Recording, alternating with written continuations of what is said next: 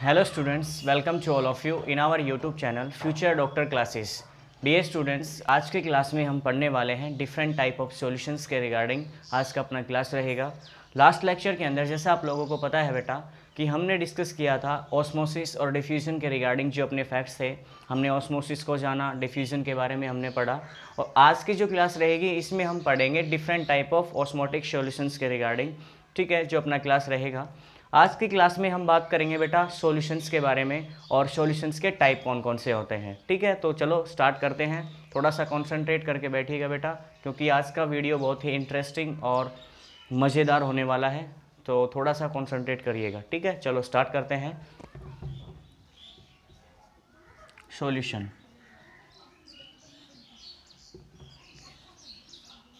Dear students, जैसा आप लोगों को पता है आज की क्लास में हम डिस्कस करने वाले हैं किसके बारे में, सॉल्यूशन के बारे में आज हम डिस्कस करेंगे। तो सबसे पहले सॉल्यूशन के बारे में ही पता लगा लेते हैं कि सॉल्यूशन क्या होता है।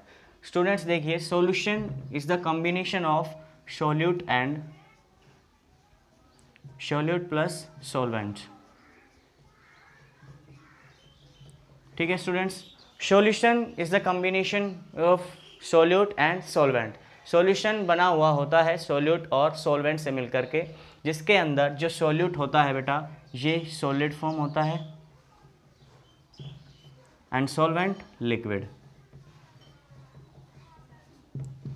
इन most of case we use solid as a solute and liquid is solvent.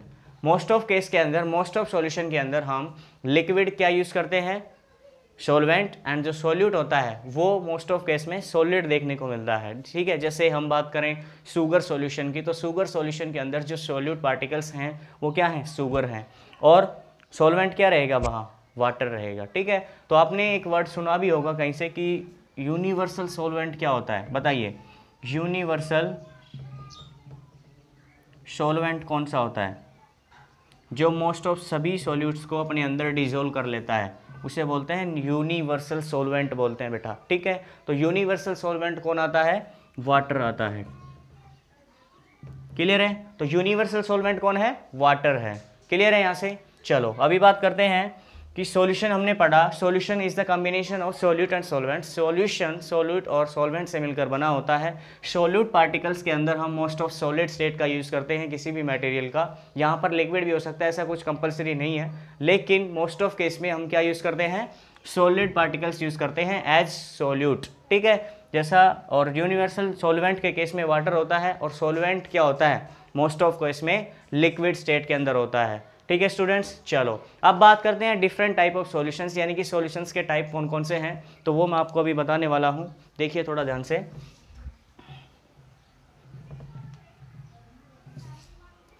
देखिए बेटा, नोट कीजिए। सबसे पहले जो टाइप है सॉल्यूशन का वो है hypertonic solution. Hypertonic solution. Second है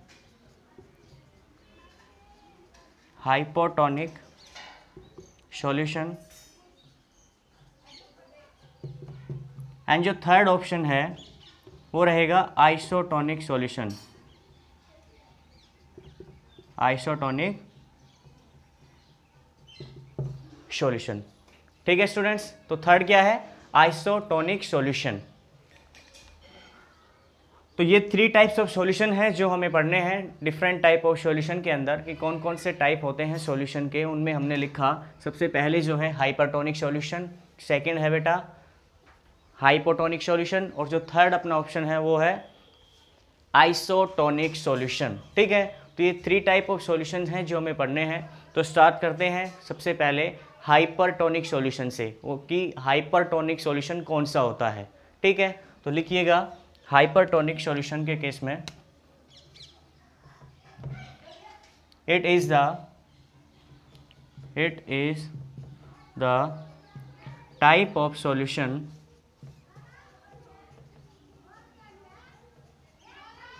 in which concentration of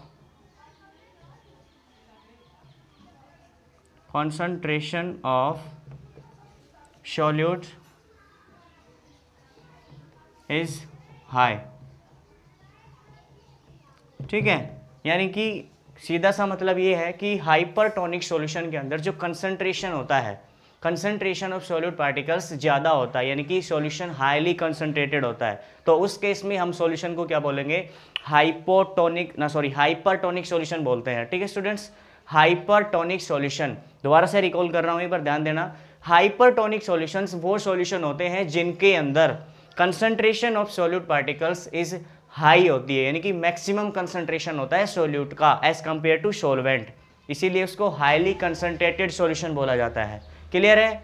चलो आई होप समझ में आ गया होगा हाइपरटोनिक सॉल्यूशन क्या होता है। ठीक है, फिर हाइपरटोनिक सॉल्यूशंस के रिगार्डिंग कुछ एग्जांपल हैं, जो एक्सपेरिमेंट है वो हम करके दिखाएंगे, अभी आपको समझाएंगे वो एक्सपेरिमेंट कैसे टेक प्लेस करता है। ठीक है, चलो अभी हाइपरटोनिक सॉल्यूशन आई होप यहाँ से समझ में आ गया होगा। डियर स्टूडेंट्स, एक चीज़ और भी है यहाँ कि जो कंसंट्रेशन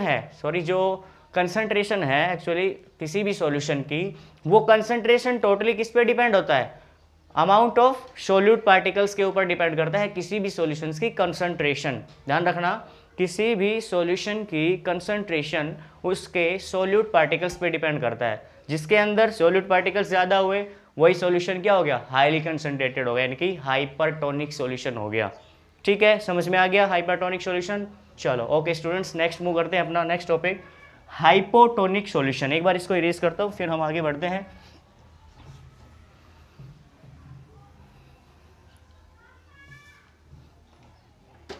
हाइपोटोनिक सॉल्यूशन, तो हाइपोटोनिक सॉल्यूशन कौन सा होता है, देखिए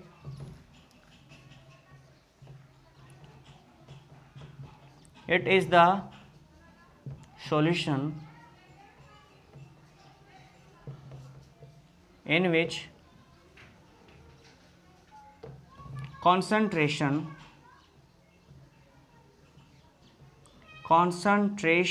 of solute particle is less than solvent। ठीक है स्टूडेंट्स, तो ये है डेफिनेशन हाइपरटोनिक सॉल्यूशन की, जिसके अंदर concentration of solute is less than solvent particles. ठीक है, जिस सॉल्यूशन के अंदर कंसंट्रेशन सॉल्यूट की कम है एज कंपेयर टू सॉल्वेंट, तो वो कौन सा सॉल्यूशन रहेगा, हाइपोटोनिक सॉल्यूशन रहेगा। ठीक है, समझ में आ गया? चलो वेरी गुड, बहुत अच्छी बात है बेटा। नेक्स्ट अभी मूव करते हैं अपन isotonic solution. Dear students, last जो अपने डेफिनेशन लिखा था हाइपरटोनिक सॉल्यूशन के रिगार्डिंग, वो मैंने आपको टाइम नहीं दिया नोट करने का, तो मैं उस चीज़ के लिए आपसे माफ़ी चाहूँगा। अभी आप उस चीज़ को, अगर आपको लिखना है हाइपरटोनिक सॉल्यूशन की डेफिनेशन, तो आप वहाँ वीडियो को पॉज करके लिख लीजिएगा। ठीक है, वहाँ से आप लिख लेना। अभी इसको नोट डाउन कर लो या स्क्रीनशॉट, जैसा आपको ठीक लगे ले लीजिए, फिर हम आगे मूव करते हैं नेक्स्ट टॉपिक के ऊपर, जो अपना है आइसोटोनिक सॉल्यूशन के अंदर। आई होप हो गया होगा। चलो अभी अब बात कर लेते हैं आइसोटोनिक सॉल्यूशन की। तो डियर स्टूडेंट्स, आइसोटोनिक सॉल्यूशन का मतलब क्या होता है, क्या होता है आइसोटोनिक सॉल्यूशन? तो students, isotonic solution is different from two which are given above, जो ऊपर दिए हुए हैं सॉल्यूशन, उन दोनों सॉल्यूशन से आइसोटोनिक सॉल्यूशन डिफरेंट होता है। यानी कि बात करें हाइपरटोनिक सॉल्यूशन के अंदर, तो हाइपरटोनिक सॉल्यूशन के अंदर concentration of solute particles was maximum as compared to solvent. ठीक है, सोल्यूट पार्टिकल्स की कंसंट्रेशन सोलवेंट पार्टिकल से ज़्यादा था, और इसी केस में हम क्या बोल रहे थे सॉल्यूशन को, हाइपरटोनिक सॉल्यूशन। लेकिन सेकंड केस में क्या था, वहाँ कंसंट्रेशन सोल्यूट पार्टिकल्स की कम हो गई एज कंपेयर टू सोलवेंट, तो वो क्या कहलाएगा फिर, हाइपोटोनिक सॉल्यूशन। लास्ट जो अपना भी सॉल्यूशन का टाइप बचता है वो है आइसोटोनिक सॉल्यूशन। तो आइसोटोनिक सॉल्यूशन क्या होता है स्टूडेंट्स, देखिए आइसोटोनिक सॉल्यूशन के अंदर concentration of solute and solvent, क्या आइसोटोनिक जो सॉल्यूशन होता है उसके अंदर जो कंसंट्रेशन होती है सोल्यूट और सोलवेंट की, वो मैक्सिमम नहीं ना ही मिनिमम, यानी कि ना तो मैक्सिमम है ना ही मिनिमम है। उसके केस में दोनों की कंसंट्रेशन बिल्कुल इक्वल रहेगी, यानी कि इक्विलिब्रियम पे रहती है।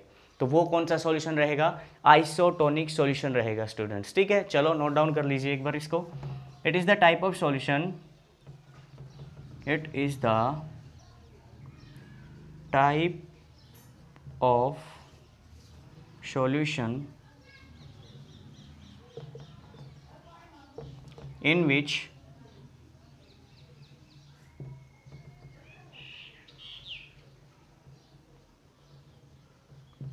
concentration of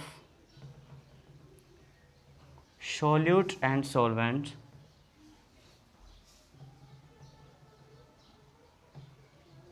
remain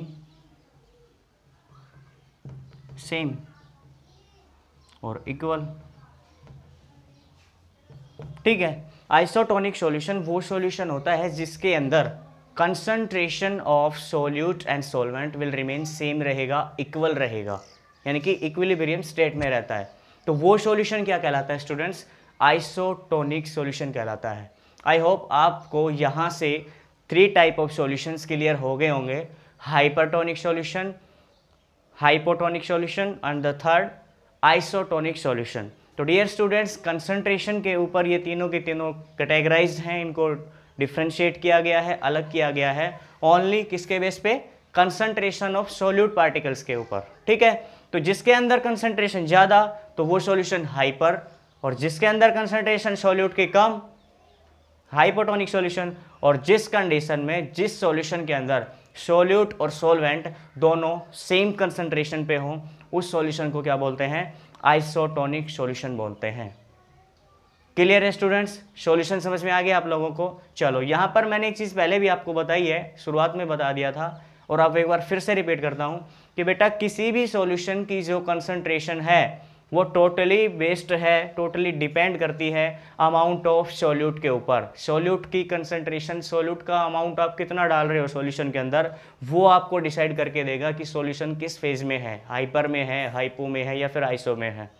ठीक है, तो यहाँ से सॉल्यूशंस के रिगार्डिंग आई होप कोई डाउट क्वेरी नहीं बची होगी। अगर फिर भी आपको कोई डाउट या क्वेरी बच जाता है तो प्लीज़ आप उसको मेरे पास सेंड कीजिए, कमेंट सेक्शन में डालिए, जैसा आपको सूटेबल लगे आप मेरे से कांटेक्ट कर सकते हैं। I will solve your problem. ठीक है, मैं आपके सॉल्यूशन ज़रूर प्रोवाइड करवाऊँगा। क्लियर है स्टूडेंट्स? चलो अभी कुछ एग्जाम्पल्स लेते हैं जिनके बेस पे हम ये क्लियर कर देंगे कि भाई कौन सा सॉल्यूशन अगर आपको चेक करना है। मान लीजिए अगर आपको चेक करना है तो आप उसको किस बिहाफ पे ये डिसाइड करोगे कि ये हाइपर है या हाइपोटोनिक सॉल्यूशन है। ठीक है, चलो स्टार्ट करते हैं अपने कुछ एक्सपेरिमेंट्स के साथ, जहाँ से हमें ये क्लियर हो जाएगा कि सॉल्यूशन कैसा है, हाइपर है, हाइपो है या फिर आइसोटोनिक सॉल्यूशंस है। चलो एक बार इसको नोट डाउन करो, फिर हम आगे बढ़ते हैं नेक्स्ट स्लाइड के ऊपर।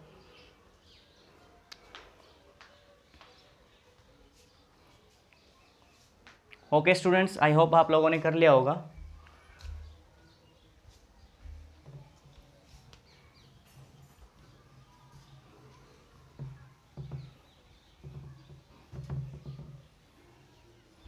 देखो बेटा, यहाँ पे जैसे लास्ट लेक्चर में हमने डिस्कस किया था कि ओस्मोसिस और डिफ्यूजन के बारे में। तो ओस्मोसिस बच्चा 2 तरह की होती है, एंडो ओस्मोसिस और एक्सो ओस्मोसिस। तो वो एक बार देख लो, फिर आगे बढ़ते हैं।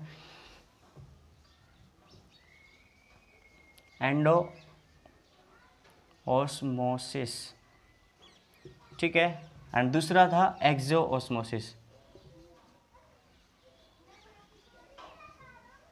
एक्सोस्मोसिस, ठीक है। एंडो ओस्मोसिस का मतलब जैसे वर्ड का आपके सामने लिखा है, एंडो का मतलब होता है एंट्री, यानी कि जिस प्रोसेस के अंदर वाटर का ओस्मोटिकली एंट्री हो किसी सेल के अंदर, तो उस कंडीशन को हम क्या बोलते हैं? एंडो ओस्मोसिस बोलते हैं। ठीक है, the entry of water in a cell by osmotic condition या फिर ओस्मोटिक प्रोसेस। ठीक है, तो वो क्या कहलाएगा? Endo osmosis. ठीक है, या फिर और भी सिंपली अगर आप लिखना चाहो तो लिख सकते हो, the entry of water in a cell by osmosis is called endo osmosis. ठीक है, लिखिए एक बार, the entry of water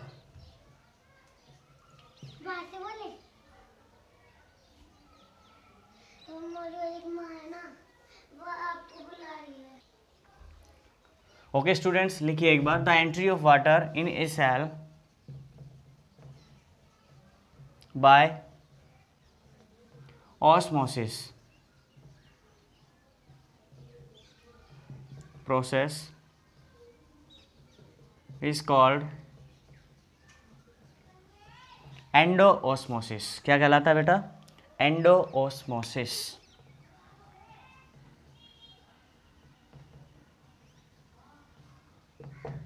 clear है?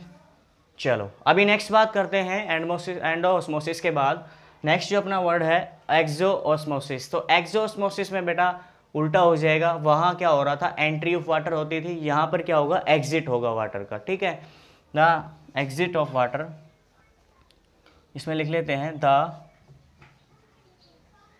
Water comes out from cell by osmosis is called exoosmosis। Okay students, clear है? Exosmosis और endosmosis I hope समझ में आ गया होगा अच्छे से। चलो बेटा आज के लिए सिर्फ इतना ही, और नेक्स्ट जो अपना वीडियो रहेगा उसके अंदर हम आपको कुछ एक्सपेरिमेंट करके दिखाएंगे, जिससे हम ये डिसाइड करेंगे कि कौन से सॉल्यूशन को हम हाइपरटोनिक बोलेंगे, कौन से को हाइपो और किसको आइसोटोनिक सॉल्यूशन। जैसे आपने कुछ सुना भी होगा, मैं एक बार आपको रिकॉल करवाऊँ तो बेटा, जैसे आप लोग रात को या शाम को जब भी कुछ चीज़ें जैसे रेजिन है, किशमिश है, आप भिगोते हो किसी भी वाटर के अंदर, किसी भी पॉट के अंदर, तो वहाँ पर क्या होता है कि वो चीज़ें आपको देखने को मिलता है, जैसा कि आप लोग, ठीक है। तो जैसे ही आप किसी चीज़ को वाटर के अंदर डिप करते हो, उसको भिगोते हो, तो थोड़े टाइम के बाद 2 या 4 घंटे के बाद जब भी आप देखते हो तो रेजिन का साइज स्वेलअप हो जाता है, रेजिन स्वेलअप हो जाता है, उसका साइज बढ़ जाता है। क्यों? क्योंकि रेजिन के अंदर जो कंसंट्रेशन था, क्या था, कंसंट्रेशन था रेजिन के अंदर, वो ज़्यादा था। सोल्यूट पार्टिकल्स रेजिन के अंदर ज़्यादा हैं और वाटर की अमाउंट कम है, तो इसीलिए क्या होता है, किसी जो सोलवेंट है, वाटर है, उसकी कंसंट्रेशन कहाँ ज़्यादा है, सॉल्यूशन के अंदर ज़्यादा है। यानी कि वाटर का, आप वाटर डाल रहे हो और वाटर के अंदर ही आपने रेजिन डाली है, तो कंसंट्रेशन ऑफ वाटर कहाँ है, रेजिन से बाहर ज़्यादा है ना, तो वो वाटर कहाँ जाएगा, रेजिन के अंदर एंट्री करेगा। और जो रेजिन की आउटर मोस्ट लेयर होती है बेटा, वो काम करती है सेमी परमिएबल मेम्ब्रेन का। जैसे आप लोगों ने ऑस्मोसिस की डेफिनेशन सुना होगा कि the process by which entry the movement of solvent particles, यानी कि वाटर का मूवमेंट करना हाइयर कंसंट्रेशन से lower concentration through semi permeable membrane. ये डेफिनेशन थी अपनी ऑस्मोसिस की। तो वही ऑस्मोटिक सॉल्यूशन के बारे में तो हम पढ़ रहे हैं। रेजिन के अंदर आप किसी वाटर में आप रेजिन को डिप करते हो, भिगोते हो, तो थोड़े टाइम बाद में रेजिन का साइज बढ़ जाता है। क्या? रेजिन का साइज बढ़ जाता है। तो वो साइज किसकी वजह से बढ़ता है? Due to entry of water, यानी कि एंडोस्मोसिस की वजह से। और एंडोस्मोसिस कब होगा? जब हाइयर कंसंट्रेशन ऑफ वाटर कहाँ होगा? रेजिन के बाहर। तो रेजिन के बाहर सोलवेंट जो है, वाटर जो है, उसकी कंसंट्रेशन ज़्यादा है, तो हाइयर कंसंट्रेशन से वाटर कहाँ मूव करेगा? रेजिन के अंदर, यानी कि इनसाइड द रेजिन, किसमिस के अंदर वाटर मूव करेगा। और किसके थ्रू? जो रेजिन की आउटर मोस्ट लेयर है, यानी कि जो सेमी परमेबल मेम्ब्रेन का काम करेगी। तो ये चीज़ें मैंने अभी आपको सिर्फ ओरली बताया है। नेक्स्ट लेक्चर के अंदर हम इस चीज़ को थोड़ा लिख कर बात करेंगे, आराम से समझेंगे इस चीज़ को। ठीक है, आज के लिए सिर्फ आपको इतना ही याद रखना है कि डिफरेंट टाइप ऑफ सॉल्यूशन, जैसे हाइपरटोनिक सॉल्यूशन, हाइपोटोनिक सॉल्यूशन और आइसोटोनिक सॉल्यूशन, ये चीज़ें आपको रिकॉल करनी है, रिवाइज करना है, इसको बार बार देखना है, समझना है। ठीक है बेटा, आज के लिए सिर्फ इतना ही। Thank you, bye bye, have a nice day. पढ़ते रहिए बेटा, भगवान आपको बहुत बहुत बहुत तरक्की बख्शे। ठीक है, thank you, have a nice day.